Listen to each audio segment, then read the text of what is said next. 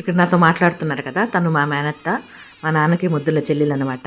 తన మునుమనుమరాలకి నామకరణం అండి. ఆ ఫంక్షన్కి వెళ్ళాము. మన ఆశ్రమానికి దగ్గరలోనే ఉంటారు వీళ్ళు. మన ఆశ్రమంలో మధ్యాహ్నం భోజనాలు వడ్డిచ్చేసి దాని తర్వాత ఈ ఫంక్షన్కి వెళ్ళామన్నమాట. మేము వెళ్ళే లోపల ఈవినింగ్ అయిపోయిందండి. ఈవినింగ్ అయిపోయినా సరే అక్కడే భోజనం చేసాము. భోజనం చేసిన తర్వాత ఈ రకంగా పసుపు కుంకుమ తీసుకొని పాపను కాసేపు ఎత్తుకొని పాపను ఆడించుకొని ఇంకా మా మేనతతో అన్ని విషయాలు మాట్లాడుకొని ఇంకా అక్కడి నుండి బయలుదేరి ఇదే ఊర్లో మా మరిది కూతురు కూడా ఇచ్చారు. ఆ అమ్మాయి కూడా వచ్చింది. రెండు పెద్దమ్మ మా ఇంటికి వెళ్దామని చెప్పని వాళ్ళ ఇంటికి తీసుకెళ్ళింది. ఆ అమ్మాయి వాళ్ళ ఇంటికి కూడా వెళ్ళామన్నమాట. ఇంకా తను కూడా ఈ రకంగా పసుపు కుంకుమ ఇచ్చింది. వద్దు నాన్న చీరలు ఎందుకు పెడుతున్నావు అంటే వినలేదనమాట. ఉన్ని పెద్దమ్మ పెట్టుకోండి అన్నట్లుగా తీసుకోండి అన్నట్లుగా ఇచ్చింది.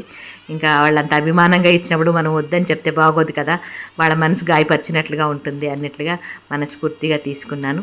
నా బాధ్యత ఆశ్రమం మాత్రమే కాదండి, కుటుంబ సభ్యులు, బంధుమిత్రులు అందరూ కూడా. అవునా కదా, మీరేమంటారు? ఇది ఇప్పుడు మన చిన్న వీడియో నచ్చితే లైక్ చేయండి అబ్బా. థ్యాంక్